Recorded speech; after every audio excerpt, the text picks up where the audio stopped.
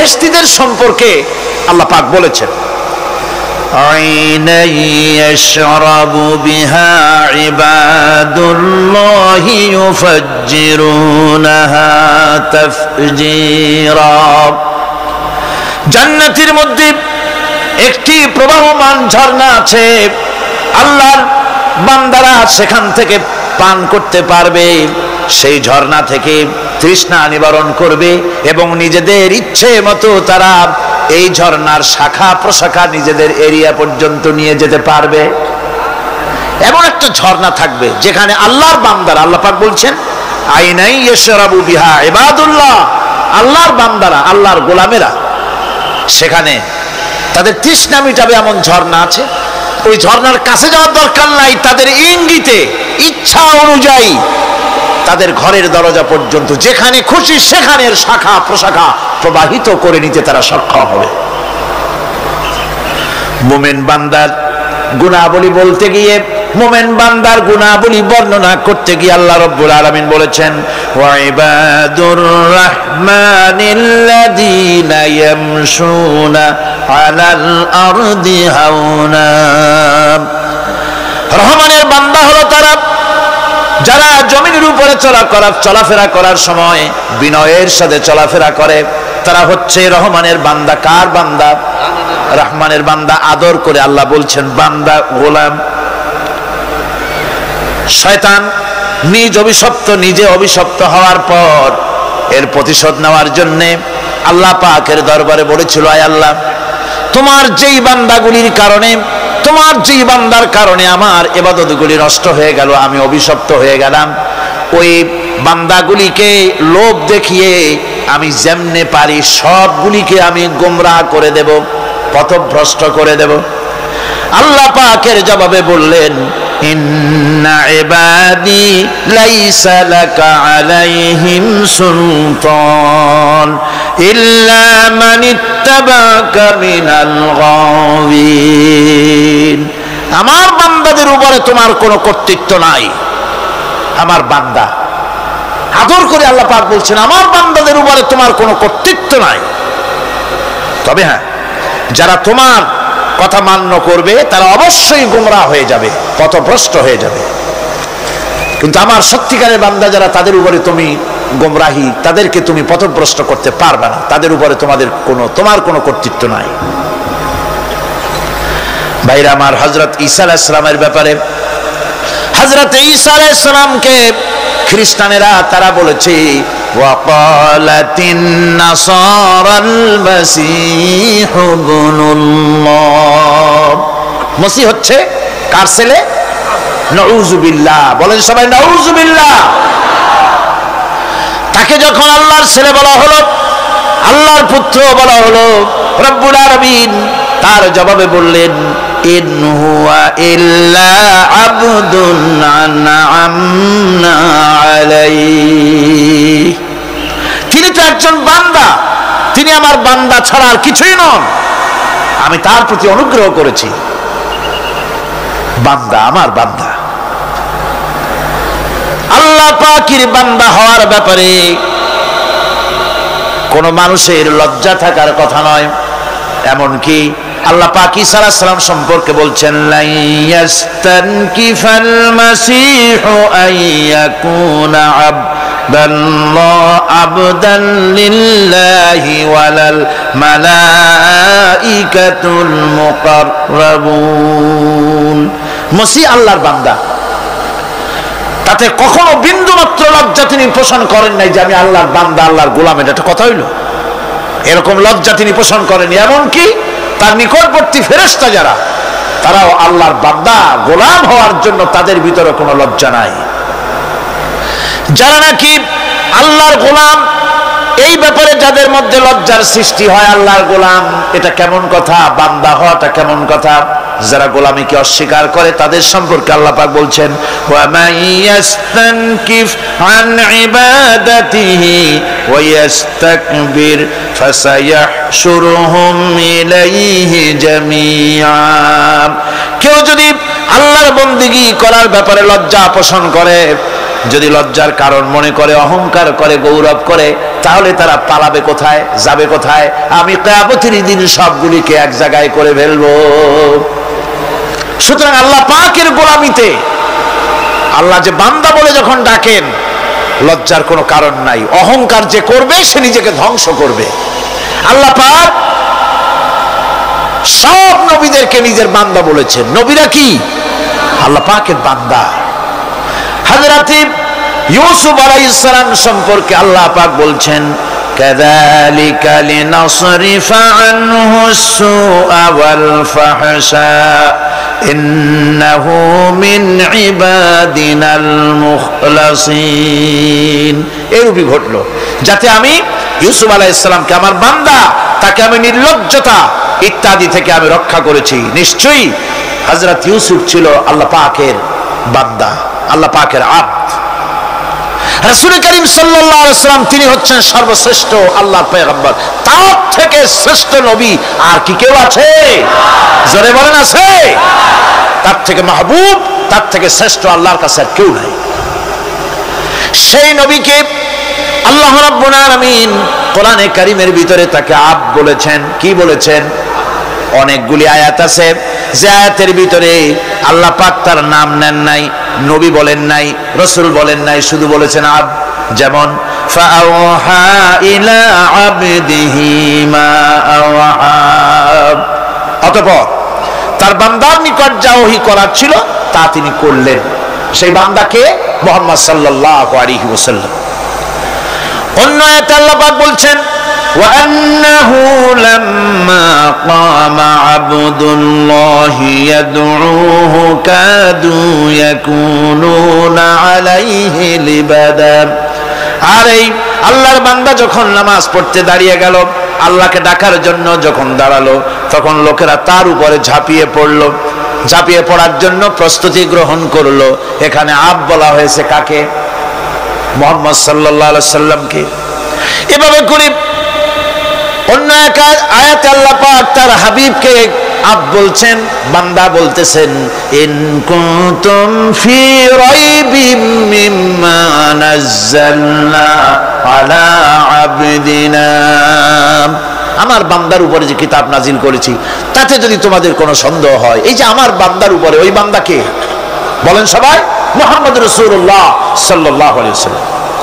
অন্য আয়াতে বলা হচ্ছে, তাবারাকাল্লাযী নাযালাল ফুরকানা আলা আবদিহি লিয়াকুনা লিল আলামিনা নাযীরা।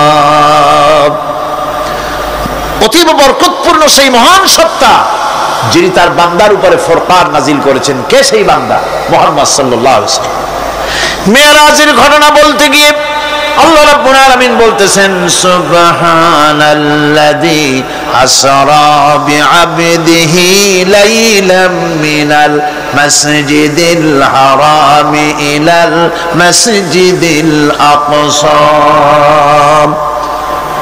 পবিত্র সেই মহান সত্তা যিনি তার বান্দাকে ইসরা করিয়েছেন। কে সেই বান্দা? মুহাম্মদ রাসূলুল্লাহ সাল্লাল্লাহু আলাইহি ওয়াসাল্লাম। সুতরাং আবদিয়াত, ইবাদত, গোলামি, এটা হচ্ছে মানুষের জীবনের সবচেয়ে বড় মর্যাদাকর খেতাব, আল্লাহর পক্ষ থেকে আল্লাহর বান্দা হওয়া। গোলামি পরিপূর্ণরূপে হবে কেবলমাত্র আল্লাহ পাকের। এই গোলামির জন্যই আল্লাহ পাক আমাদেরকে সৃষ্টি করেছেন, অন্য কোনো কাজে আমাদেরকে সৃষ্টি করেন নাই। সেই জন্য আমাদেরকে গোলামি করতে হবে, আনুগত্য করতে হবে কেবলমাত্র কার বলুন তো? এই গোলামি যদি সঠিকভাবে করি, যদি বান্দারা যারা আল্লাহ পাকের বান্দা বলে, গোলাম বলে নিজেদেরকে দাবি করে, যদি সঠিকভাবে ইবাদতটা করা যায়, তাহলে আল্লাহ তাদের জন্য কি ওয়াদা করেছেন শুনুন। দুনিয়ায় তাদেরকে আল্লাহ পুরস্কার দেবেন, আখিরাতেও দেবেন। এটা বন্ধ করেন। দুনিয়া এবং আখিরাতে আল্লাহ পুরস্কার দেবেন। সে পুরস্কারটা কি? দুনিয়ার পুরস্কারটা আগে শোনেন। আল্লাহ পাক বলেন, যারা আমার ইবাদত করবে তাদের ব্যাপারে আমার ওয়াদা শোনো।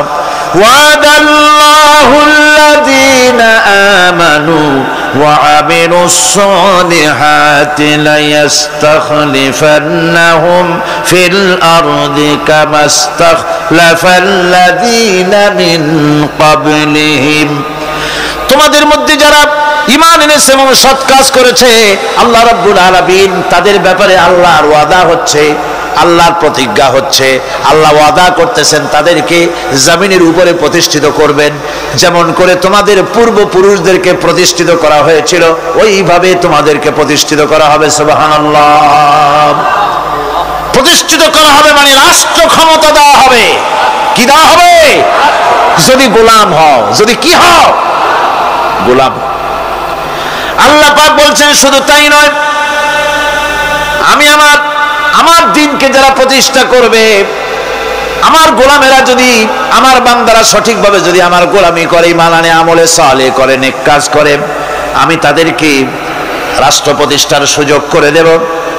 আর তাদের জন্য ভীতির পরিবর্তে, সন্ত্রাসের পরিবর্তে শান্তি কায়েম করে দেব। সুবহানাল্লাহ। وَلَيُمَكِّنَنَّ لَهُمْ دِينَهُمُ الَّذِي ارْتَضَىٰ لَهُمْ وَلَيُبَدِّلَنَّهُمْ مِنْ خَوْفِهِمْ أَمْنًا তাদের দিনকে তারা নিজেদের জন্য যা পছন্দ করেছে অবশ্যই তিনি তা কায়েম করে দিবেন এবং সন্ত্রাস আর ভীতির পরিবর্তে আল্লাহ নিরাপত্তা দান করবেন। যেরকম সুবহানাল্লাহ। সন্ত্রাস বন্ধ হবে, চুরি, ডাকাতি, জেনা, ব্যভিচার সব বন্ধ হয়ে যাবে। তোমরা ক্ষমতায় থাকবে, তোমরা ডমিনেটেড হবে না, তোমরা ডমিনেট করবে। গোটা পৃথিবীকে শাসন করবে, শাসিত তোমরা হবে না। আর ভীতির পরিবর্তে নিরাপত্তা তোমরা লাভ করবে। কি করলে? ইয়াবুদুনানি লা ইউশরিকুনা বি শাইআ সুতরাং তারা যেন আমার ইবাদত করে এবং আমার সঙ্গে যেন কাউকে শরীক না করে। আল্লাহ বলছেন তোমরা যদি আমার সাথে শরীক না করো, ইবাদতের মধ্যে কাউকে যদি শরীক স্থাপন না করো, আর যদি তোমরা আমার ইবাদতটা সলিডভাবে আমার জন্যই করো, তাহলে রাষ্ট্র ক্ষমতা তোমাদের হাতে আসবে, সন্ত্রাস নির্মূল হবে, শান্তি প্রতিষ্ঠিত হবে। এই হচ্ছে দুনিয়ার পুরস্কার। এটা কিসের পুরস্কার? আর আখিরাতের পুরস্কারের কথা বলা হচ্ছে। ومن يطع الله ورسوله ويخشى الله ويتقه فأولئك هم الفائزون যে ব্যক্তি আল্লাহ এবং রাসূলের আনুগত্য করেছে, আল্লাহকে ভয় করে চলেছে, তার গজব থেকে বেঁচে রয়েছে, সেই হচ্ছে সফল কাম। সফল কাম মানে কি? কিয়ামতের দিন আল্লাহ পাক তাদেরকে জান্নাত দান করবেন। আল্লাহ পাক তাদেরকে কিয়ামতে কি দিবেন? জান্নাত দিবেন, চিরস্থায়ী শান্তির জায়গা, সেই জান্নাত লাভ করা যাবে।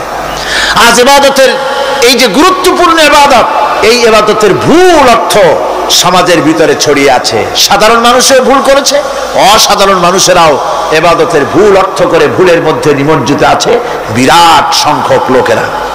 সাধারণ মুসলমানেরা তারা যে ভুলটা করলো ইবাদতের অর্থ করতে গিয়ে, সেটা হলো এই, সাধারণ লোকেরা মনে করলো কয়েকটা অনুষ্ঠানের নাম হচ্ছে ইবাদত, নামাজ, রোজা, হজ, যাকাত, সাদকা, ফিতরা, এর নাম হলো ইবাদত। অনুষ্ঠান শেষে তারা নিজেদেরকে স্বাধীন মনে করলো। তারা আল্লাহ পাকের প্রত্যেকটি আইনের ধারাকে লঙ্ঘন করলো। বছরে একবার রোজা রেখে, বছরে এক মাস রোজা রেখে মনে করলো ইবাদত শেষ। 5 ওয়াক্ত নামাজ পড়ে মনে করলে ইবাদত শেষ। আমি প্রশ্ন করি, 5 ওয়াক্ত নামাজের নামই যদি হয় ইবাদত, 5 ওয়াক্ত নামাজের নামই ইবাদত, এটাই যদি হয়, তাহলে 5 ওয়াক্ত নামাজ পড়তে সময় লাগে কত? উজু টুজু করে বড় জোর 1-1.5 ঘন্টা সময় লাগে 5 ওয়াক্ত নামাজ পড়তে। তো এর নাম যদি হয় ইবাদত, তার অর্থ কি দাঁড়াবে? অর্থ দাঁড়াবে আপনি 24 ঘন্টার ভিতরে 1 থেকে 1.5 ঘন্টার জন্য আল্লাহর গোলাম, বাকি 22 ঘন্টার জন্য শয়তানের গোলাম হতে কেউ রাজি আছে? রোজার নামই যদি হয় শুধু ইবাদত, তাহলে তার অর্থ দাঁড়াবে বছরের ভিতরে একটা মাসের জন্য আপনি আল্লাহর গোলাম, আর 11 মাসের জন্য শয়তানের গোলাম হতে কেউ রাজি আছে? তাহলে বিষয়টা কি? বিষয়টা হচ্ছে নামাজ, রোজা, হজ, যাকাতি শুধুমাত্র ইবাদত নয়, আনুষ্ঠানিক ইবাদত তো বটেই, কম্পালসারি ইবাদত তো বটেই, কিন্তু শুধুমাত্র নামাজ রোজা হজ যাকাত ইবাদত শুধুমাত্র নয়, এগুলি হচ্ছে ইবাদতের পার্ট, ইবাদতের অংশ। বরং জীবনের সব ক্ষেত্রে আল্লাহর হুকুমকে মানার নামই হচ্ছে। ভাইরা আমার, একদিকে নামাজ রোজা করছি, অন্যদিকে আল্লাহর আইনের প্রতিটি ধারাকে লঙ্ঘন করে চলছে, মিথ্যা ওয়াদা করে, মিথ্যা কথা বলে, সুদ খায়, ঘুষ খায়, জেনা করে, এরপরে অন্যের হক নষ্ট করে, প্রতিবেশীর হক নষ্ট করে, হারাম মাল খায়, হকদারের হক নষ্ট করে, প্রতিবেশীর হক নষ্ট করে, জিন্দা মুর্দা মানুষকে নিজের জন্য শক্তিধর বলে মনে করে, এক টুকরা রুটির জন্য অথবা এক ফোঁটা এক ঘটি পানির জন্য কাফেরের কাছে হাত পেতে দাঁড়ায় থাকে। এই যদি অবস্থা হয়, এটাই যদি হয় ঈমান, আর এটার নামে যদি ইবাদত হয়, তাহলে এই পৃথিবীর মুসলমানের আজ লাঞ্ছিত কেন? আল্লাহর ওয়াদা কি মিথ্যা? নাউযুবিল্লাহি মিন যালিক। আমাদের ইবাদত যদি ঠিক হয়, যদি সত্যিকারের ইবাদত যদি আমরা করে থাকি, তাহলে ক্ষমতায় ইমানদারেরা নাই কেন? বিশ্বজুড়ে মুসলমানেরা লাঞ্ছিত কেন? তাহলে বুঝতে হবে ইবাদতের মধ্যে বিরাট গরমিল করে ফেলেছি, ঠিক কিনা? লক্ষ্য করুন, যেই লোকটা হজ করতেছে, উমরা করতেছে, নামাজ পড়তেছে, মসজিদ মাদ্রাসায় চাঁদা দিতেছে, ওই লোকটি আবার ব্যাংকের থেকে সুদের টাকা নিয়ে ব্যবসা চালাইতেছে। ব্যবসা ঠিক রাখার জন্য, ইনকাম ট্যাক্স ফাঁকি দেওয়ার জন্য ব্যবসায়ীরা 2 ধরনের 3 ধরনের খাতা মেনটেন করছে।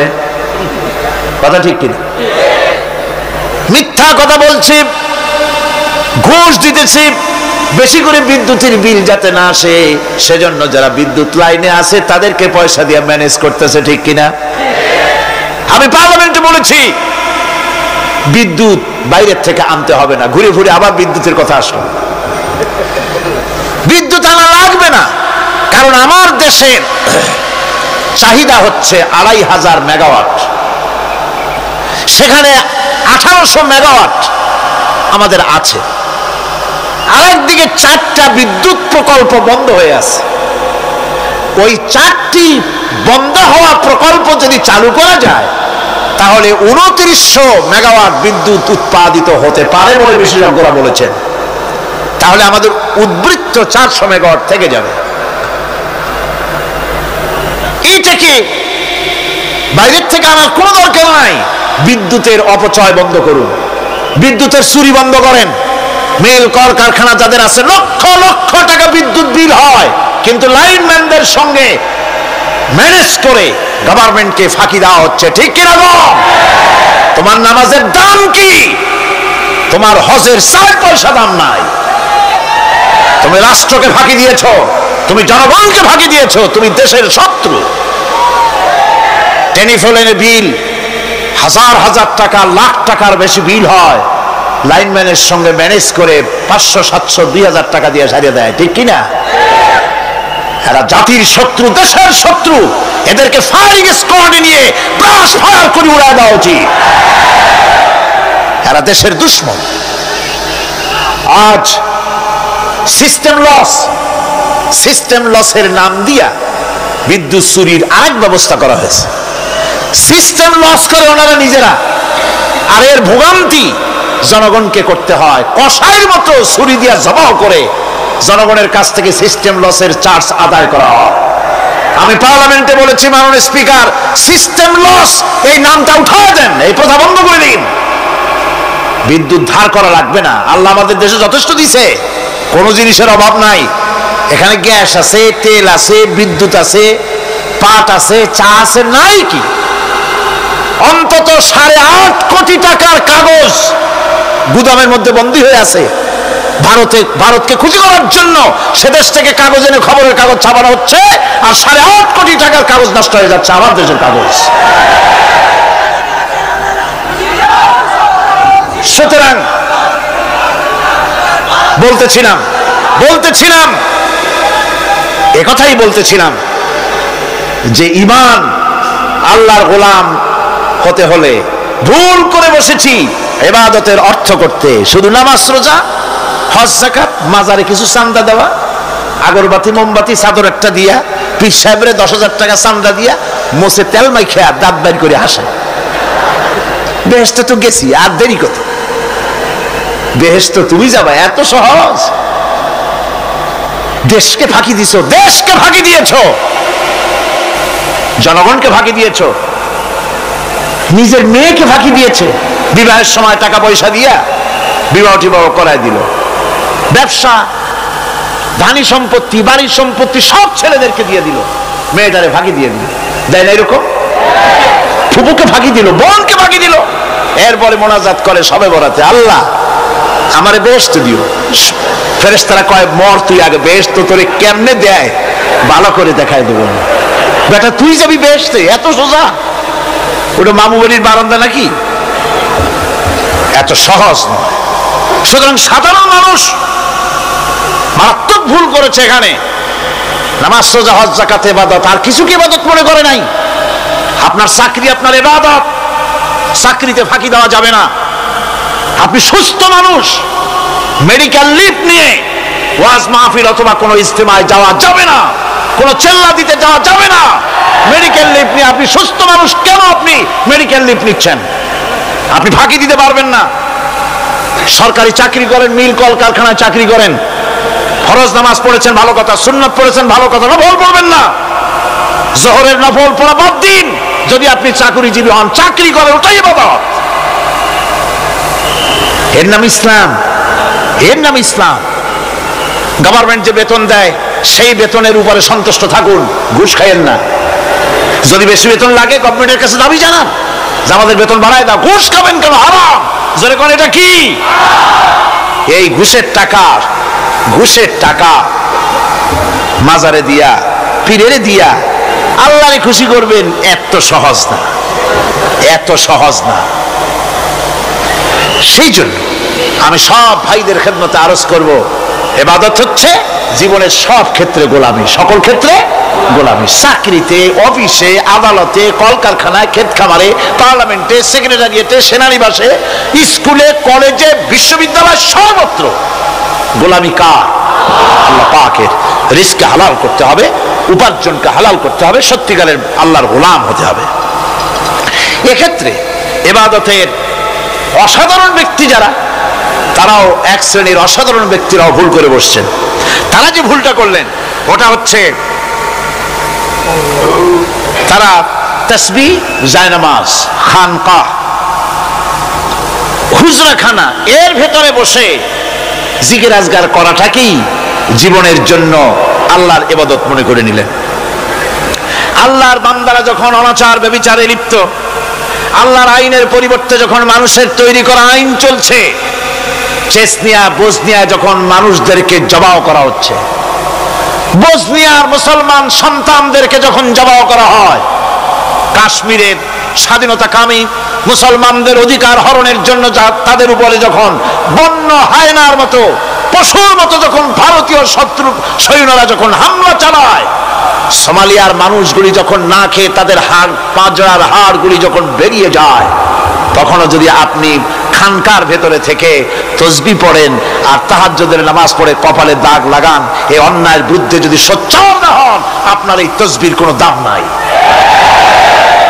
আপনাকে সোচ্চার হতে হবে আপনাকে অন্যায়ের বিরুদ্ধে খাড়া হতে হবে একদিকে তাহাজ্জুদের নামাজ তো পড়বেনই জিকির তো করবেনই কোনো সন্দেহ নেই আর একদিকে সিংহের মতো অন্যায়ের বিরুদ্ধে গর্জে উঠতে হবে তাতে যদি প্রয়োজন হয় মুজাদ্দিদ আল ফেসানির মতো কারারুদ্ধ হন না কেন সেটাই কিসমত সেটাই তাকদীর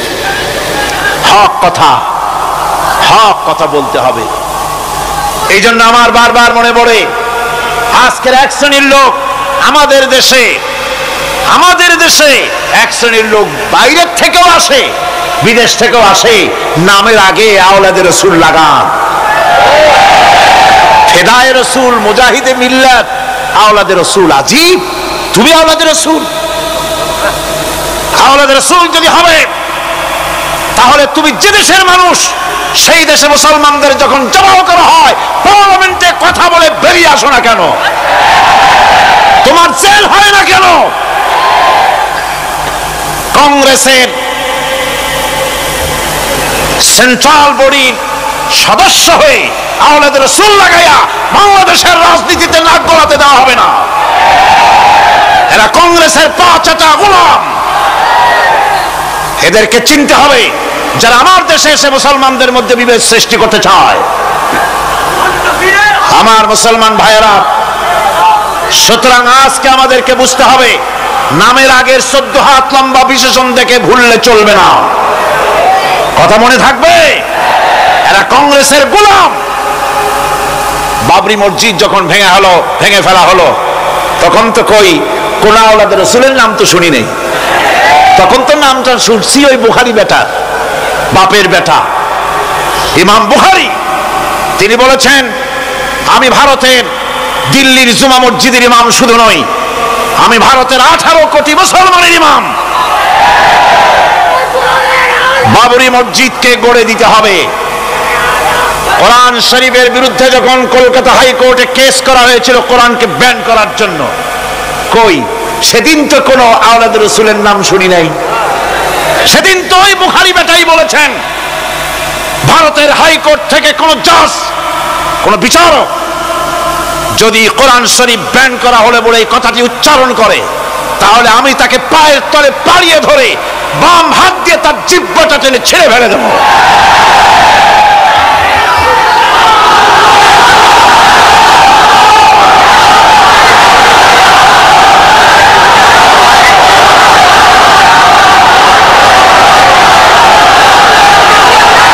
বন্ধুগণ, সুতরাং আমাদেরকে বুঝতে হবে, বসুন, বেয়াদবি করবেন না, বসেন। আমাদেরকে বুঝতে হবে, খানকায় শুধু জিকির আজগার করলেই চলবে না। হযরতে শাহজালাল রহমতুল্লাহ আলাইহি এক হাতে ছিল তরবারি, আর এক হাতে ছিল কোরআন। লড়াই করেছেন। হযরতে শাহ মখদুম, হযরতে খান জাহান আলী, হযরতে খাজা মঈনুদ্দিন চিশতি আজমেরি রহমতুল্লাহ আলাইহি, হযরতে মুজাদ্দিদ আল ভিসানি রহমতুল্লাহ আলাইহি, মুরিদের বাড়ি জম্মের খাওয়া খাইয়া পেটটা কুমিরের মতো বড় করে নাই। জেল খেটেছে হক কথা বলতে গিয়ে। বাপের বেটা হও, নিজের দেশে কথা কও। বাংলাদেশে এসে তারপরে জনগণের টাকা লুটপাট করার ক্ষমতা কাউকে অধিকার দেওয়া হবে না। আমার বন্ধুগণ, আল্লাহর ওলি যারা, তারা এভাবে করে জনগণের খেদমত করেছেন, কথা বলেছেন। সুতরাং শুধু জিকির আজগার করলেই হবে না, হক কথা বলতে হবে স্পষ্ট করে। এটাই হলো ইবাদতের হক আদায় হবে যদি সত্যিকারের হক কথা বলা যায়। অসাধারণ ব্যক্তিরা ময়দানে কথা বলবেন, হক কথা বলবেন, অন্যায়ের বিরুদ্ধে সোচ্চার হবেন। আর সাধারণ জনগণ কথা ও কাজের মিল করবেন, নামাজ রোজা হজ যাকাত করবেন যার কথা মতো, রাজনীতি অর্থনীতি সমাজনীতি করবে সেই আল্লাহর কথা মতো। তাহলেই সত্যিকারের মুসলমান হওয়া যাবে। কথা বুঝে আসছে কিনা ভাই? কথা বুঝে আসছে কিনা? একটু জোরে সরে জিকির করেন, লা ইলাহা ইল্লাল্লাহ, লা ইলাহা, লা ইলাহা ইল্লাল্লাহ। আরো জোরে,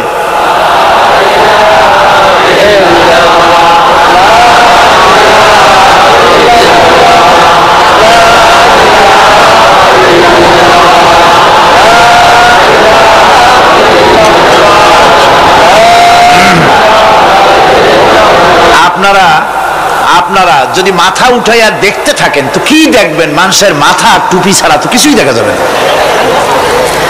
কাজেই ওঠা বসা না করে আজকে এক পবিত্র রাত আমরা আল্লাহর কাছে দোয়া করব। আলোচনার আমি এগিয়ে যাচ্ছি। ইবাদত আমাদেরকে বুঝতে হবে। ইবাদত যদি না বুঝি তাহলে মুসলমান বলে দাবি করারও কোনো মূল্য নাই। মানব জন্ম বৃথা। কারণ হচ্ছে আল্লাহ রাব্বুল আলামিন বলেছেন, মা খালাকুতুল জিন্না ওয়াল ইনসা ইল্লা লিয়াবুদুন। মানুষ আর জিন জাতিকে আমি সৃষ্টি করেছি আমার গোলামির জন্য। কার গোলামি? ওই গোলামীর পূর্ণাঙ্গ নমুনা যদি জানতে চাই, পূর্ণাঙ্গ নমুনা দৃষ্টান্ত লাগবে। কাকে অনুসরণ করব? পূর্ণাঙ্গ ইবাদতের আল্লাহর গোলামীর পূর্ণাঙ্গ নমুনার জন্য কোরআনে কারিমে দৃষ্টান্ত সেট করা হয়েছে। হযরত ইব্রাহিম আলাইহিস সালামের আল্লাহ পাক বলেন, ইয ক্বালা লাহু রাব্বুহু আসলিম ক্বালা আসলামতু লিরাব্বিল আলামিন। তার অবস্থা এই ছিল, কার? ইব্রাহিম আলাইহিস সালাম। তার অবস্থা এই ছিল যে তার রব যখন তাকে বললেন আনুগত্যের মস্তককে অবনত করে দাও, তিনি বললেন আমি আমার বিশ্বপালকের সামনে মাথাটা নত করে দিলাম। সুবহানাল্লাহ, কোন শব্দ ছাড়াই মাথা নিচু করে দিলাম। এই পন্থায়, তিনি যে পন্থাটা অবলম্বন করেছিলেন, এই পন্থায় চলার জন্য তার সন্তানদেরকেও তিনি হুকুম করেছিলেন।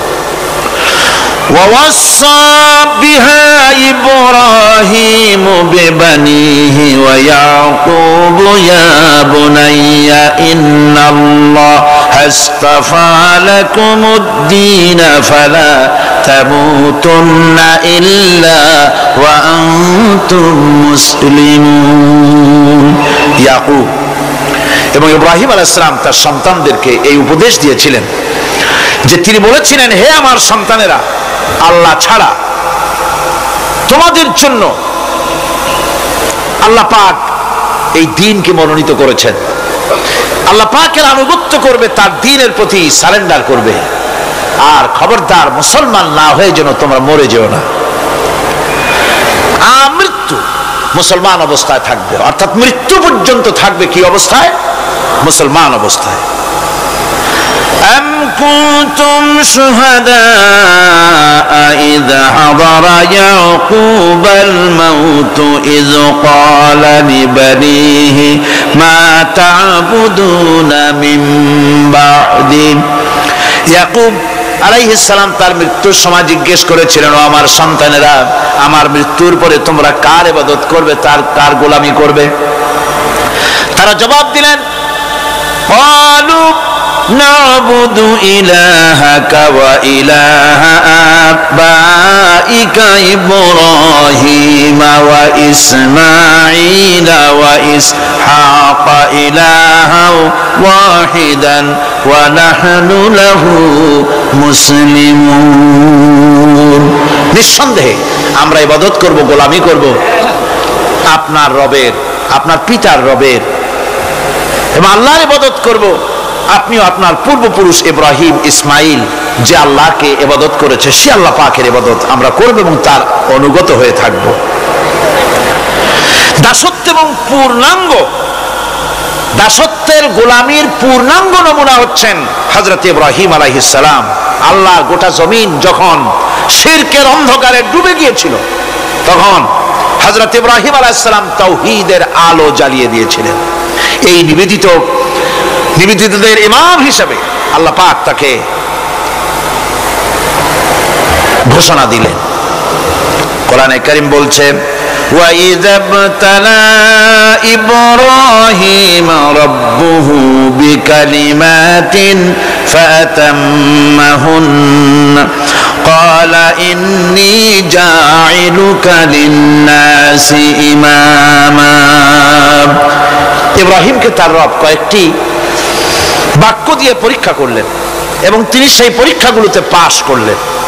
তখন আল্লাহ রাব্বুল আলামিন তাকে বললেন যে আমি তোমাকে গোটা বিশ্ব মানবতার জন্য, গোটা বিশ্বের সমস্ত মানুষের জন্য আমি তোমাকে নেতা বানাবো। সুবহানাল্লাহ ওয়া বিহামদিহি। প্রথম পরীক্ষা হলো, গতকাল বলেছি, সে আগুনের পরীক্ষা। সেখানে আল্লাহ পাক তাকে পাশ করালেন, তিনি পাশ করলেন। দ্বিতীয় পরীক্ষা ছিল বিবি এবং নবজাতক সন্তানকে নিয়ে আল্লাহ হুকুম করলেন, এই বিবি আর বাচ্চারে নিয়ে মরুভূমিতে রেখে আসো। মরুভূমিতে যেখানে ঘর নাই, বাড়ি নাই, সেই জায়গায় বিবি এবং বাচ্চাকে রেখে যাওয়ার সময় তিনি বললেন, রব্বানা ইন্নী আসকানতু মিন যুররিয়াতি বিওয়াদিন গায়রি যী যারইন ইনদা বাইতিকাল মুহাররাম। হায় আল্লাহ রাব্বুল আলামিন, আমি পানি এবং তরুলতাবিহীন এক মরুভূমির ভিতরে আমার বংশের একটি অংশকে এখানে রেখে গেলাম, তোমার ঘরের কাছে পুনর্বাসিত আমি তাদের কাছে, এই ঘরের কাছে, সম্মানিত ঘরের কাছে রেখে গেলাম। পরীক্ষায় তিনি পাশ করলেন। হযরতে হাজেরা প্রশ্ন করলেন, ইব্রাহিম, পানি নাই, খাবার নাই, মানুষ নাই, ঘর নাই, বাড়ি নাই, মরুভূমির ভিতরে আমাকে আর আমার বাচ্চারে ফেলে রেখে যাচ্ছ কেন? কোনো জবাব নাই। 2 বার 3 বার প্রশ্ন করলেন। এরপরে তিনি আবার প্রশ্ন করলেন, বললেন, ইব্রাহিম, এটা কি আল্লাহর হুকুম নাকি? হযরত ইব্রাহিম আলাইহিস সালাম নিজের কলিজার টুকরা সন্তান আর বিবিকে রেখে যেতেছেন ভারাক্রান্ত মন নিয়ে। তিনি আকাশের দিকে আঙ্গুল উঁচু করে দেখালেন। হযরত হাজেরা বুঝলেন তিনি তো আল্লাহর পয়গম্বর, আমার কোনো অপরাধে এভাবে ফেলে যাওয়ার কথা নয়। তিনি বুঝলেন এটা আল্লাহর হুকুম। হযরতে হাজেরা বললেন, ইব্রাহিম রে, নিশ্চিন্ত মনে বাড়ি ফিরে যাও, আমার মনে কোনো চিন্তা নাই, কোনো পেরেশানি আর এখন নাই। আল্লাহর হুকুমেই যদি আমাকে এই মরুভূমির ভিতরে ফেলে যেয়ে থাকো, তাহলে আমি ওই আল্লাহর প্রতি এতটা ভরসা রাখি যে এই মরুভূমির ভিতরে জল পানি শূন্য, খাদ্য শূন্য জায়গায় আমি আমার বাচ্চাকে আল্লাহ রব্বুল আলামিন না খাওয়াইয়া মারবেন না। দ্বিতীয় পরীক্ষায় পাশ করল।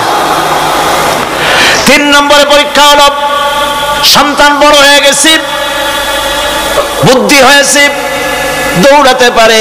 আল্লাহ রাব্বুল আলামিন হুকুম করলেন, ছেলেকে জবাহ করো। কত বড় আগুনের পরীক্ষা! কোরআন শরীফ বলছে, হযরত ইব্রাহিম আলাইহিস সালাম নিজের ছেলেকে ডেকে নিয়ে বললেন, ইয়া বুনাইয়া ইন্নী আরা ফিল মানামি আন্নী আযবাহুক ফানজুর মাযা তারা। হে আমার কলিজার টুকরা সন্তান, আমি স্বপ্নে দেখেছি যেন আমি তোমাকে জবাহ করতেছি, তোমার রায় কি, তোমার মত কি, আমারে শোনাও। ছেলে পয়গম্বর, ছেলে তার জবাবে বললেন, ইয়া আবাতি ফাআল মা তু'মার সাতাজিদুনি ইনশাআল্লাহু মিনাস সাবিরিন। হে আমার আব্বাজান, আপনি যে ব্যাপারে স্বপ্নের ভিতরে আদিষ্ট হয়েছেন আপনি তা কার্যকরী করুন। আমাকে এতটুকু অধৈর্যের মধ্যে পাবেন না, আমাকে ধৈর্যশীলদের মধ্যে পাবেন। আমারে আপনি আল্লাহর হুকুম পালন করেন। আল্লাহ পাক শোনাচ্ছেন, ফালাম্মা আসলামা ওয়া তাল্লাহু লিল জাবিন। পিতা পুত্র দুজনই রাজি হয়ে গেল। পিতা তার ছেলেকে কাঁধ করে গলার উপরে ছুরি ধরেছেন।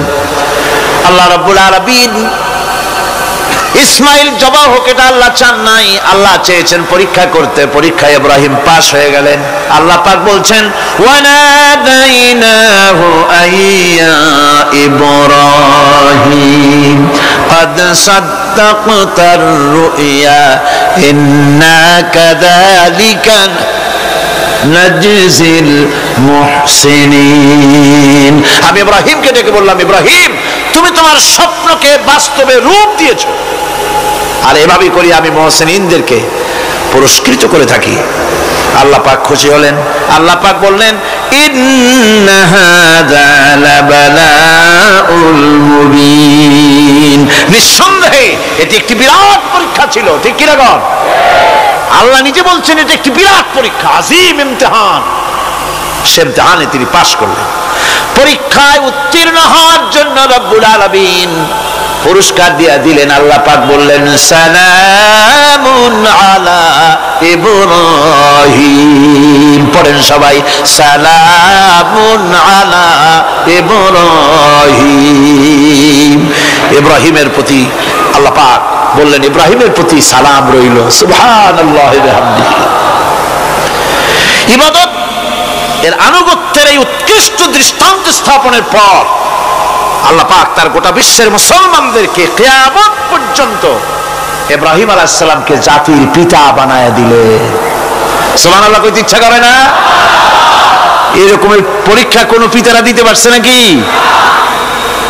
গোটা বিশ্বের সমস্ত মানব মণ্ডলীর জন্য আল্লাহ পাক ইব্রাহিম আলাইহিস সালামকে কিয়ামত পর্যন্ত জাতির পিতা হিসাবে ঘোষণা করেছেন। সুবহান। মিল্লাতা আবিকুম ইব্রাহিম হুয়া সাম্মাকুমুল মুসলিমিন তোমরা তোমাদের পিতা ইব্রাহিমের মিল্লাতের উপরে প্রতিষ্ঠিত হও।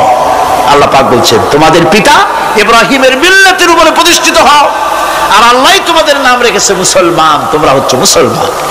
আমাদের পরিচয়, ওই যে পরিচয়ের কথা আগে হয়ে গেছে, আমাদের পরিচয় আমরা মুসলমান। আমাদের পরিচয় কি? মুসলমান। এটা প্রথম পরিচয়। ইবাদতের পূর্ণাঙ্গ মাপকাঠি হিসেবে আল্লাহ পাক হযরত ইব্রাহিম আলাইহিস সালামকে দুনিয়াবাসীর সামনে পেশ করেছেন। কোরআন বলছে ইহুদি এবং খ্রিস্টানেরা মুসলমানদেরকে বিভ্রান্ত করতে চায়। তারা বলে ওয়াকালু কুনু হুদান আও নাসারা তাহতাদু কুল বাল মিল্লাতা ইব্রাহিম হানিফা ওয়া মা কানা মিনাল মুশরিকিন। ইহুদিরা বলে ইহুদি হও তবেই তোমরা সঠিক পথ পাবা, খ্রিস্টানের বলে খ্রিস্টান হও তবেই তোমরা সঠিক পথ প্রাপ্ত হবে। আল্লাহ পাক বলছেন এদের সকলকে বলে দাও বরং তোমরা সব পরিত্যাগ করে মিল্লাতে ইব্রাহিমের ভিতরে শামিল হয়ে যাও। এটাই মুক্তির পথ, এটাই নাজাতের পথ, এটাই আল্লাহর পথ। সুবহানাল্লাহি বিহামদিহি। এমনকি রাসূল কারীম সাল্লাল্লাহু আলাইহি ওয়াসাল্লামকে আল্লাহ পাক বলেছেন আনিত্তাবি মিল্লাতা ইব্রাহিম হানিফা, চারদিক থেকে মুখ ফিরিয়ে এনে মিল্লাতে ইব্রাহিমের ভিতরে শামিল হয়ে যাও, তারই অনুসরণ করো। রাসূল কারীম সাল্লাল্লাহু আলাইহি ওয়াসাল্লাম ইবাদত বা আনুগত্যের সর্বোৎকৃষ্ট নমুনা হওয়ার কারণে ইব্রাহিম আলাইহিস সালাম সম্পর্কে হুজুর বলেছেন ইন্না ইব্রাহিমা খায়রুল বারিয়া, রাওয়াহু মুসলিম। হুজুর সাল্লাল্লাহু আলাইহি ওয়াসাল্লাম বলেছেন ইব্রাহিম হচ্ছেন জগতের সর্বোত্তম ব্যক্তি। সুবহানাল্লাহ। সুতরাং আমাদেরকে ইবাদতের নমুনা হিসেবে ইব্রাহিম আলাইহিস সালামকেও মানদণ্ড হিসেবে দেখতে হবে যে কিভাবে তিনি সারেন্ডার করেছিলেন আল্লাহ পাকের দরবারে। এখন আমি আপনাদের সামনে বলতে চাই মানুষের জীবনে সবচাইতে বড় দুটি চাহিদা আছে, একটা হচ্ছে খাদ্য আর একটা হচ্ছে নিরাপত্তা। একটা খাদ্য আর একটা কি? নিরাপত্তা। পেট ভরে খাইতে চাই আর চোর ডাকাতের উপদ্রব থেকে নিরাপত্তা পেতে চায়। আইন শৃঙ্খলা পরিস্থিতির উপরে যখন পার্লামেন্টে আলোচনা হচ্ছিল আমি তখন বলেছি মাননীয় স্পিকার, আমার দেশের সাধারণ ভোটারদের বড় কোনো আশা আকাঙ্ক্ষা নাই। তারা কোনোদিন বলে না যে আমাদের গুলশানে বাড়ি দিতে হবে সকলের, আমাদেরকে মঙ্গল গ্রহে অফিস বানায় দিতে হবে, পাশেরও গাড়ি দিতে হবে, এগুলি তারা দাবি করে না। যারা ভোট দেয়, কষ্ট করে, মিছিল করে, এই সাধারণ জনগণের দাবি হচ্ছে মিনিমাম দাবি, খুবই কম।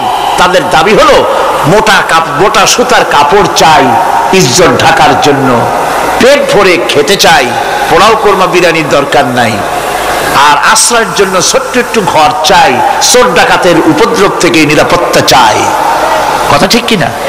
আমি বললাম স্পিকার সাহেব, আজ পর্যন্ত যতগুলি গভর্নমেন্ট এসেছে বাংলাদেশে, প্রত্যেকটি গভর্নমেন্ট আমার দেশের জনগণের এই ন্যূনতম দাবি, এই আশা পূরণ করতে ব্যর্থতার পরিচয় দিয়েছে। কেউ পারে নাই। যারাই গেছে তারাই তাদের নিজেদের আখের গোছাবার চেষ্টা করেছে। সব নিজেকে নিয়ে ব্যস্ত, নিজের লোকদের নিয়ে ব্যস্ত, জনগণ নিয়ে চিন্তা নাই। সুতরাং মানুষের চাহিদা হচ্ছে খাদ্য আর নিরাপত্তা। আমরা কি খাদ্য আর নিরাপত্তা সত্যি কি চাই? চাই। খাদ্য যদি চাই ক্ষুধার সময়, নিরাপত্তা যদি চাই ভীতির সময়, আল্লাহ রাব্বুল আলামিন বলেন কোন গভর্নমেন্ট দিতে পারবে না, দুনিয়ায় কেউ দিতে পারে নাই, পারবেও না।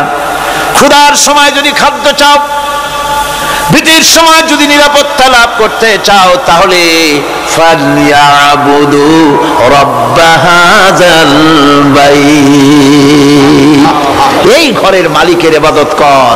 কোন ঘর? কাবা ঘর। বলেন কোন ঘর? কাবা ঘর। কাবা শরীফের মালিকের ইবাদত কর। তাহলে কি হবে? আল্লাযী আত'আমাহুম মিন জু'ইন ওয়া আমানাহুম মিন খাউফ। এই ঘরের মালিকের ইবাদত যদি করো তাহলে ক্ষুধার সময় তিনি তোমাদেরকে খেতে দিবেন, আর ভীতির সময় তিনি তোমাদের নিরাপত্তা দান করবেন। এ ওয়াদা কার? চিল্লায় বলেন ওয়াদা কার? আল্লাহ পাকের ওয়াদা বিশ্বাস হলো না, এমনই পোড়া কপালের মুসলমান। নির্বাচন যখন আসলো, সলিমউদ্দিন সাহেব আসতেন মঞ্চের উপরে, পরিচয় করানো হচ্ছে।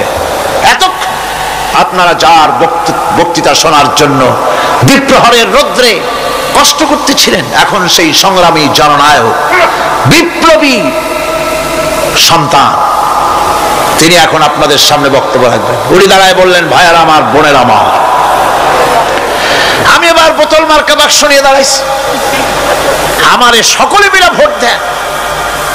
এবার যদি ক্ষমতায় যেতে পারি, না খাইয়া কেউ মরবেন না, কিন্তু কি খাইয়া মরবে তাও কয় না।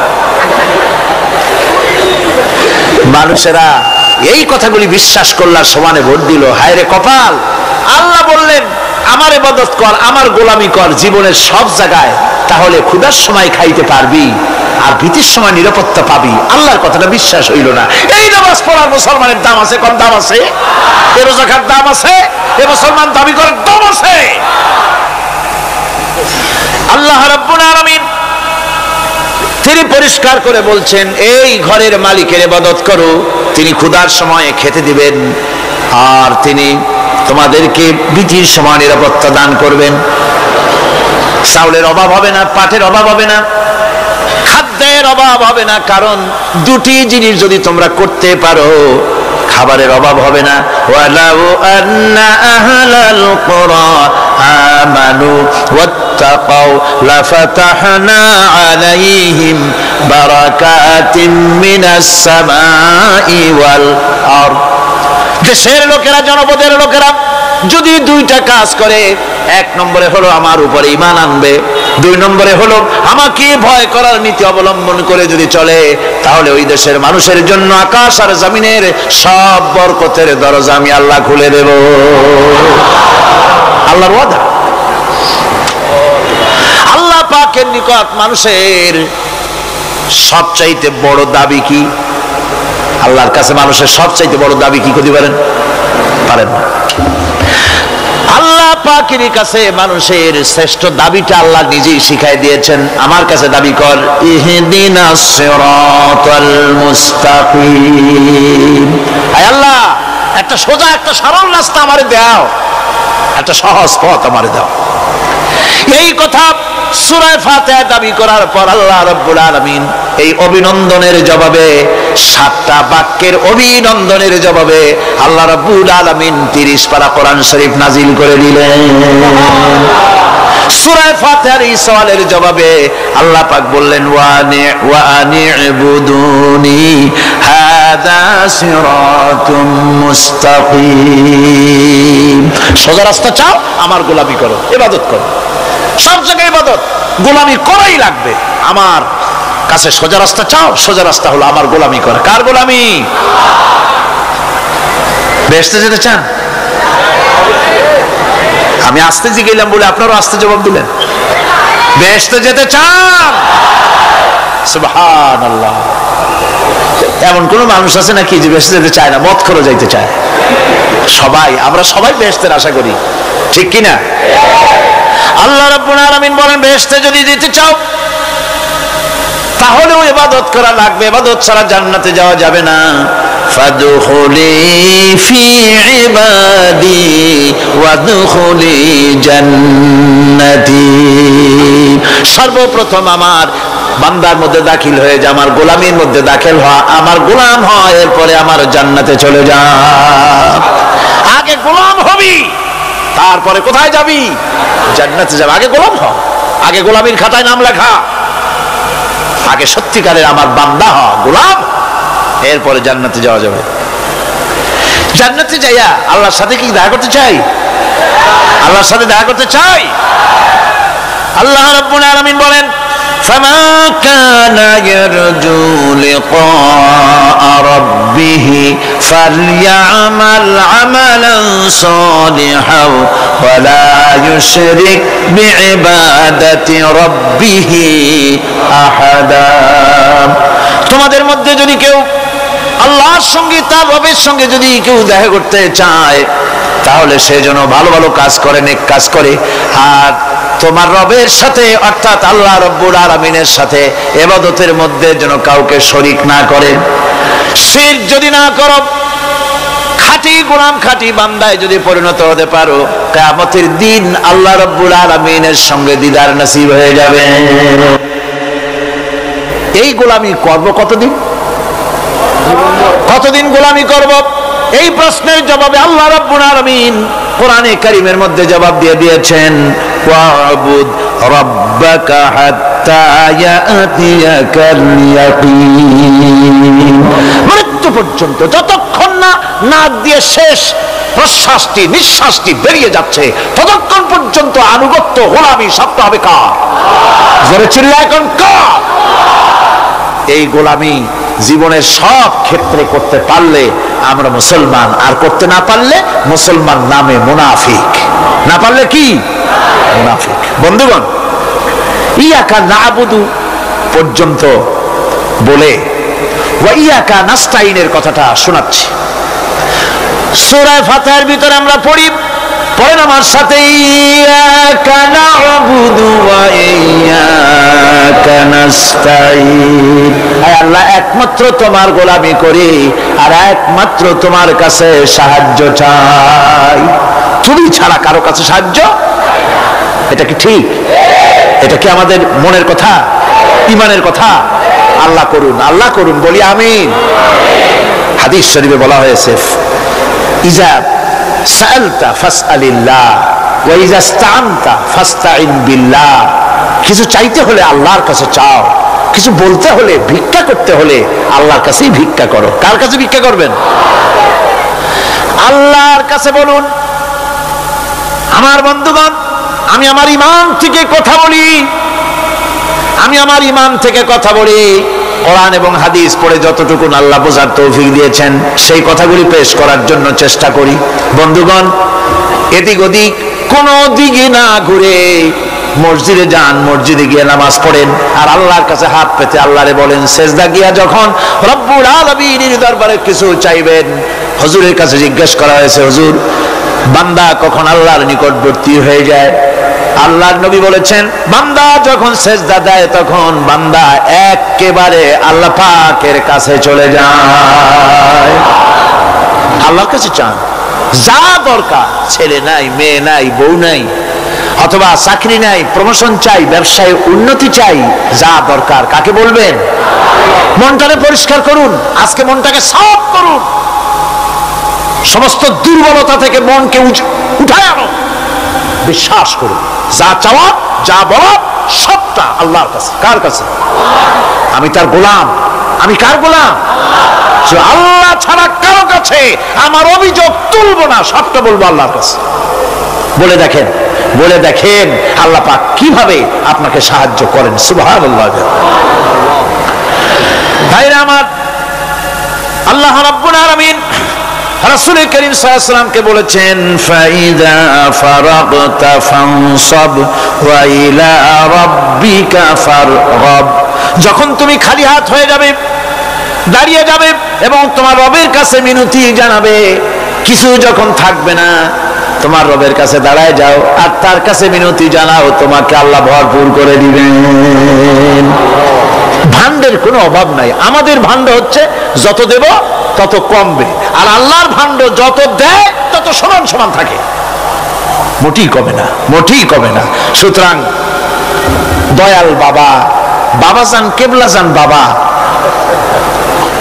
কি যে কবে আর কি করবে দিশা করতে পারে না। গান বাজনা, তারপরে গোসল শরীফ, কি জানি হাবিজাবি শরীফ, কোন শেষ বেদাত দিয়ে ভরে গেছে।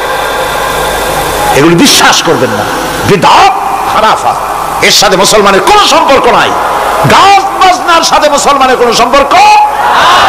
হাতে কতগুলো ঢোল নিয়ে তারপরে মাজারের কাছে গিয়ে ঢোল বাজায়, কবরের কাছে, মাথায় কতগুলো চুল, দাঁতে ময়লা, মোষগুলা ঠোঁট দুইটা ঢাইকিয়া দাড়ির কাছে এসে পড়ছে। হায় হায় রে, এই রকমের মোষ আমি মাঝে মধ্যে চিন্তা করি যে দই খায় কেমনে এরা। গাঁজা মদ খাইয়া এগুলো মাজার মধ্যে গিয়ে পড়ে থাকে। আর কি জানি আছে ওইটারে ঘষে আর বলে মদিনা যাব কেমনে, মদিনা যাব। কারণ তুই মদিনা যাবি কেমনে? মদ খেয়ে কাজে খেয়ে তুই যাবি মদিনা, একটা কথা হইলো?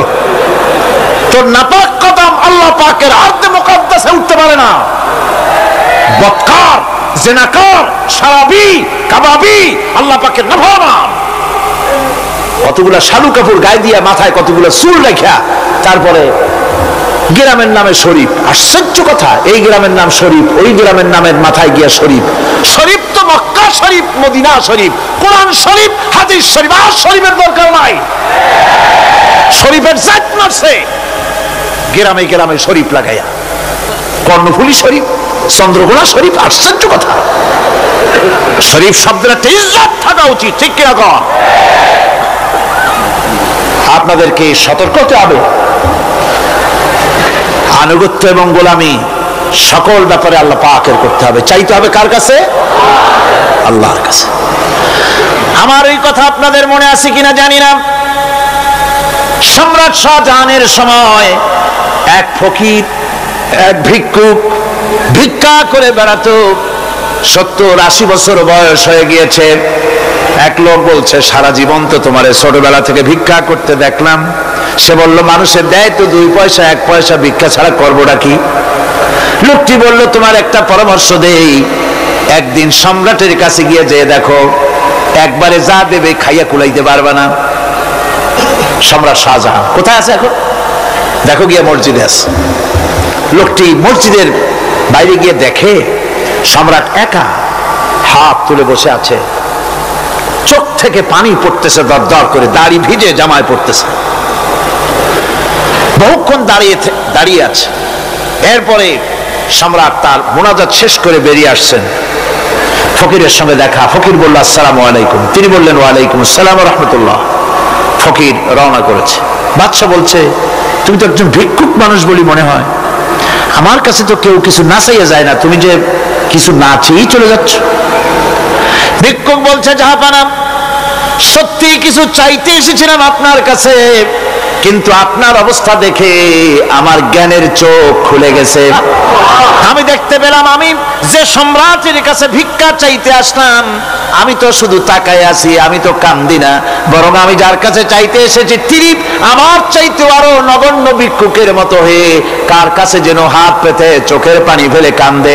মনে মনে ভাবলাম, সম্রাট কান্দে যে সম্রাটের কাছে, ওই আল্লাহ ছাড়া জীবনে কারো কাছে কিছু চাইব না। আল্লাহর কাছে চাওয়ার অভ্যাস করুন, তিনি দিতে পারেন। সবকিছু তার আছে, এই বিশ্বাস মনের ভিতরে জমাতে হবে। তাহলেই সত্যিকারের মুসলমান আমরা হব।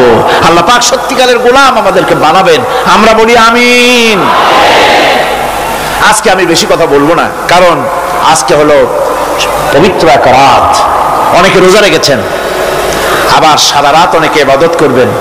সুতরাং সেই পথে আমি আর অন্তরায় সৃষ্টি করতে চাই না। আজকের মতো ইয়াকা নাবুদু ওয়া ইয়াকা নাস্তাইন আজকের মতো শেষ করা হলো।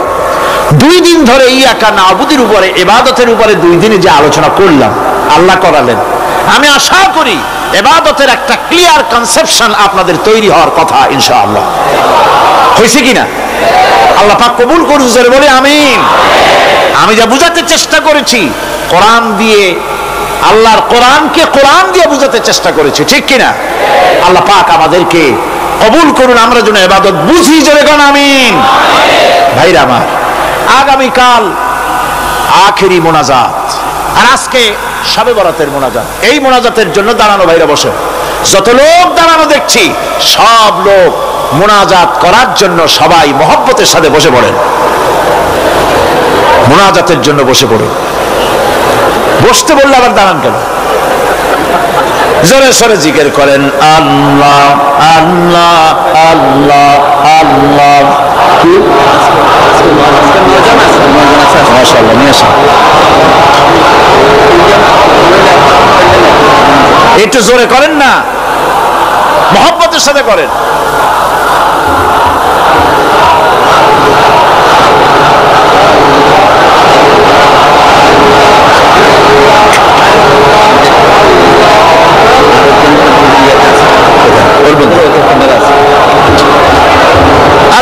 আলহামদুলিল্লাহ, কোন আলহামদুলিল্লাহ। আজকের পবিত্র রজনীতে 9 জন ইসলাম কবুল করার জন্য মঞ্চে চলে এসেছেন।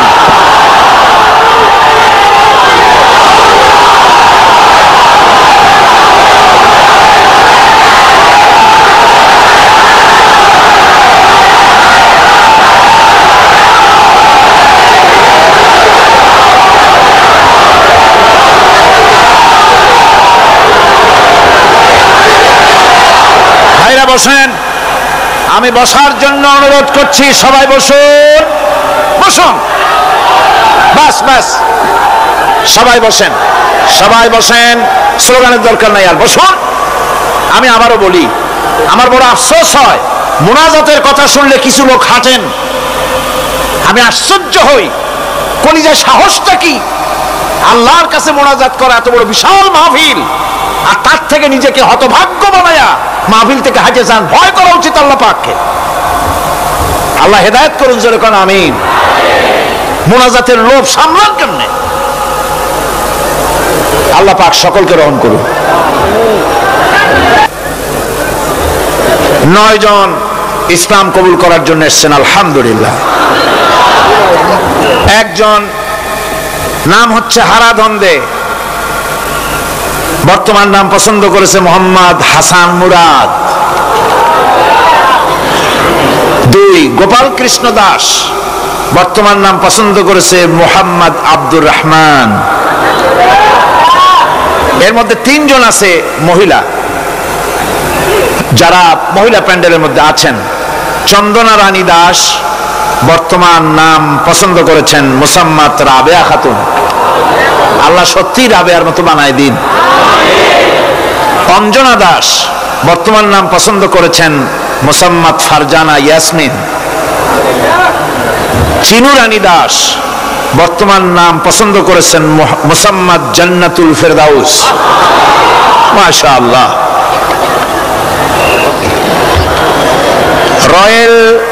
রয়েল জনগণ নাকি জনমন সুমন, বর্তমান নাম পছন্দ করেছে মোহাম্মদ হাসান সানি। পলাশ তালুকদার, বর্তমান নাম পছন্দ করেছে মোহাম্মদ আব্দুর রহিম। মাখন চন্দ্র পাল, বর্তমান নাম পছন্দ করেছে মোহাম্মদ জাহাঙ্গীর আলম। 9 নম্বর স্বপ্না, বর্তমান নাম পছন্দ করেছে খাদিজা বেগম। যেসব মহিলা, 3 জন মহিলা আপনারা ইসলাম কবুল করবেন, আপনারা প্যান্ডেলের ভিতরে, মহিলা প্যান্ডেলের মধ্যে আমি এখন যা বলতেছি আপনারা আমার সাথে তা উচ্চারণ করবেন। আর আপনারা আমার কাছে আসেন, সবাই কাছে আসেন, কাছে, সব একদম কাছে আসেন, হাত দেন।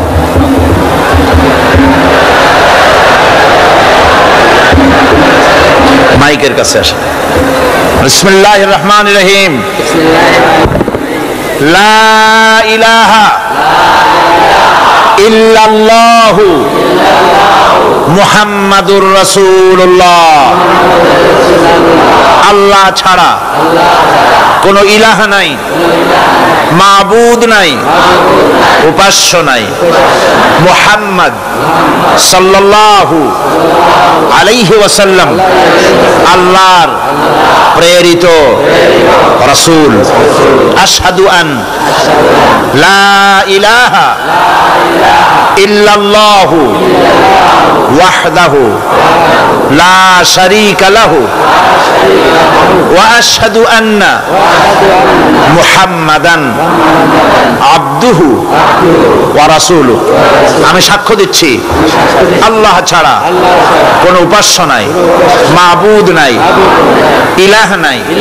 তিনি এক, তিনি একক, তিনি নিরঙ্কুশ, তার কোনো অংশীদার নাই।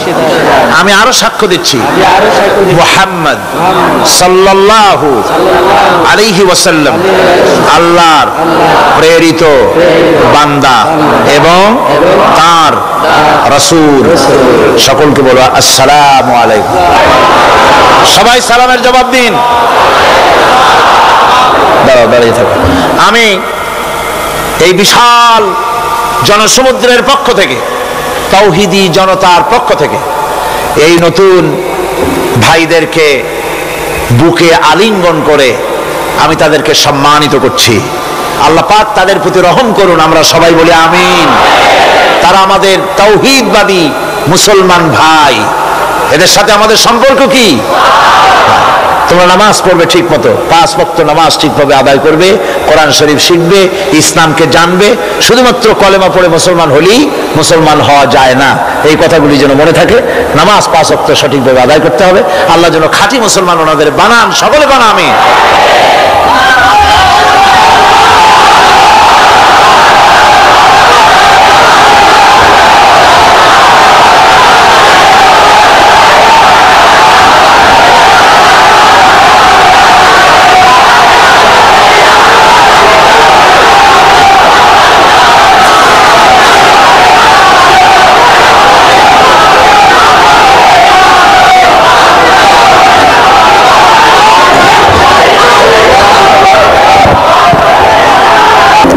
اللهم آمين.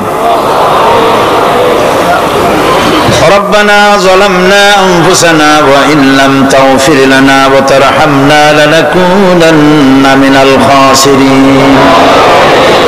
ربنا لا تزغ قلوبنا بعد إذ هديتنا وهب لنا من لدنك رحمة إنك أنت الوهاب.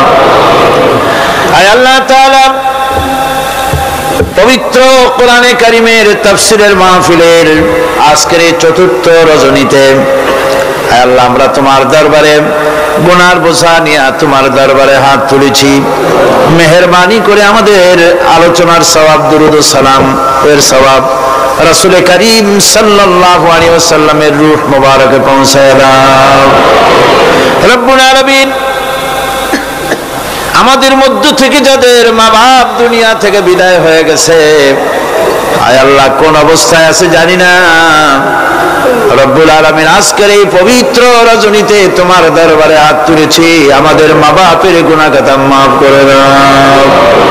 রব্বুল আলামিন মা বাপের কবরগুলিকে জান্নাতের টুকরায় পরিণত করে দাও। রব্বির হামহুমা কামা রব্বায়ানি সগীরা। পড়েন সবাই, রব্বির হামহুমা কামা রব্বায়ানি সগীরা। হে আল্লাহ তাআলা, জীবনে গুনাহ করে করে জীবনটারে আমরা নষ্ট করে ফেলেছি। মাবুদ গো, মেহেরবানি করে আমাদের तमाम জিন্দেগির গুনাহ খাতা মাফ করে দাও। আমাদের দাদা দিনা নানি, আত্মীয় স্বজন, পাড়া প্রতিবেশী, আমাদের পীর ওস্তাদ, আমাদের মুর্শিদ, আমাদের বন্ধু বান্ধব যারা মারা গেল, কবরগুলিকে জান্নাতের টুকরা বানাইয়া দাও। রব্বুল আলামিন, তোমার হাবিব বলেছেন 3000 বছর বসে জাহান্নামের আগুন উত্তপ্ত করা হয়েছে। রক্ত মাংসের শরীর নিয়ে জাহান্নামের আগুন সহ্য করতে পারবো না বাবু, তুমি দয়া করে মেহেরবানি করে জাহান্নামের আগুন আমাদের জন্য আরাম বানাইয়া দাও। আয় আল্লাহ তাআলা, আমাদের মা বাপ, আমাদের স্ত্রী পুত্র পরিজন যারা মারা গেছে, সকলের জন্য জাহান্নামের আগুন আরাম বানাইয়া দাও। রব্বুল আলামিন, আমাদেরকে তোমার খাঁটি গোলামদের মধ্যে শামিল করে নাও। আয় আল্লাহ তাআলা, রব্বুল আলামিন, কিয়ামতের ময়দানে যেদিন পায়ের নিচে হবে তোমার মতো মাটি, আর মাথার উপরে প্রকাণ্ড সূর্যের কিরণ হবে, মাথাটা ফেটে গিয়ে, মাথার চান্দি ফেটে গিয়া মগজগুলি গলে গলে নাক কান দিয়ে বেয়ে পড়তে লাগবে, জিহ্বাটা কুকুরের মতো ঝুলে নাভিস্থল পর্যন্ত পড়ে যাবে। ময়দানে সারা পড়বে পানি পানি বলে। আল্লাহ, ওই দিনে তোমার হাবিবের হাতের কাউসারের পেয়ালা আমাদের নসিব করে দিও। রব্বুল আলামিন, আয় আল্লাহ তাআলা, লক্ষ লক্ষ মানুষ তোমার দরবারে ভিক্ষুকের মতো হাত তুলেছি। আয় আল্লাহ, কিয়ামতের দিন তুমি দয়া করে আমাদেরকে সেই জান্নাত দান করো, যেই জান্নাতের ভিতরে তোমার হাবিব বসা থাকবেন। আয় আল্লাহ তাআলা, তোমার হাবিবকে দেখি নাই, অনেকে যাইতে চায় মদিনায়, পয়সার অভাবে যেতে পারে না। সারা জীবন কাবা শরীফকে কাবা শরীফের দিকে ফিরে তোমাকে সিজদা দেয়, সেই কাবা অনেকে দেখে নাই। এই রকমের লোক যারা আছে, যেতে মন চায় হজ নসিব করে দাও। তোমার হাবিবের রওজার কিনারে গিয়ে জীবনে বারবার সালাম দেওয়ার তৌফিক দিয়ে দাও রব্বুল আলামিন।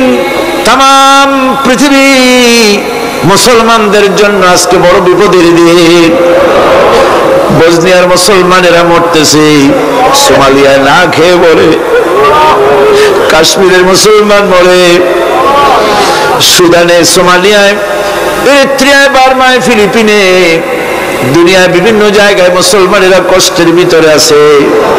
আল্লাহ, মুসলমানের গুনার দিকে না তাকাইয়া তোমার হাবিবের উম্মতের কথা চিন্তা করে আল্লাহ তুমি মাফ করে দাও রব্বুল আলামিন। তোমার হাবিবের বরকতে, তার তোফাইলে আল্লাহ তুমি দয়া করে বিশ্ব মুসলমানদের মুক্তি দাও। দুনিয়ার মুসলমানদের এক বানায় দাও, নেক বানায় দাও।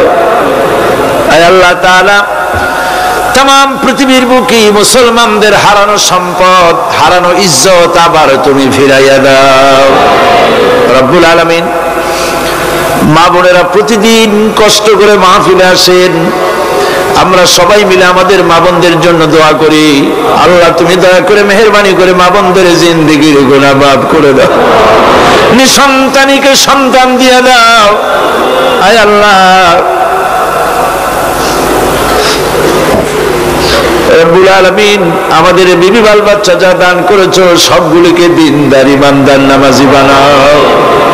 আজকের এই পবিত্র রাত্রে মাবুদকে দয়া করে মেহেরবানি করে আমাদের প্রতি তোমার রহমতের নজর দিয়ে তাকাও। আল্লাহ তাআলা, সমাজ কল্যাণ পরিষদ তোমার উপরে ভরসা করে বিরাট খরচের বোঝা মাথায় নিয়ে মাহফিলের আয়োজন করেছেন। আল্লাহ তুমি দয়া করে তোমার বান্দাদের দিল খুলে দাও, তাদের হাত খুলে দাও, যাতে করে ঋণ মুক্ত তারা করে দেয় রব্বুল আলামিন। দয়া করে মেহেরবানি করে মাহফিল তোমার দরবারে কবুল করে দাও। আর একটা দোয়া করি, গতকাল তোমার বান্দারা কুষ্টিয়া থেকে যারা আসতেছিলেন, দুটো অবিবাহিত যুবক ছেলে মারা গেল, আল্লাহ শাহাদাতের দরজা নসিব করে দাও। ওর মধ্যে একজন তো আছে যার বাপ নাই, তার মা তার উপরে নির্ভর ছিল। ওই মা যখন খবরটা পেয়েছে, তার বুকে কেমন ভাবে অবস্থা হয়েছে, তার মাকে ধৈর্য ধরার তৌফিক দিয়ে দাও রব্বুল আলামিন। ইন্ডিয়া থেকে, বার্মা থেকে, বাংলাদেশের প্রত্যন্ত অঞ্চল থেকে মানুষেরা কষ্ট করে এসেছেন, বড় আশা নিয়ে এসেছেন। আল্লাহ সকলের দিলের নেক মকসুদ তুমি পুরা করে দিও রব্বুল আলামিন। আমাদের প্রিয় জন্মভূমি বাংলাদেশের উপরে তোমার রহমত নাজিল করো, আমার দেশকে তুমি কবুল করো, সব রকমের ষড়যন্ত্র থেকে দেশটারে তুমি বাঁচাও। আল্লাহ তাআলা, দেশে কোরআনের শাসন চালু হয়েছে, দৃশ্য আমাদের দেখার তৌফিক দাও। আল্লাহ, যদি কেউ দেশের উপরে জুলুম করার চিন্তা করে, মুসলমানদের উপরে, আলেমদের উপরে, ইসলামের উপরে হাত দেওয়ার চিন্তা যদি কেউ করে, আল্লাহ সে হাতগুলি তুমি অবশ করে দাও। আয় আল্লাহ, মুসলমানের দেশ, পৃথিবীর দ্বিতীয় বৃহত্তম মুসলিম দেশ, আমাদের ভুলের কারণে তুমি আমাদেরকে শাস্তি দিয়েছো বাবা।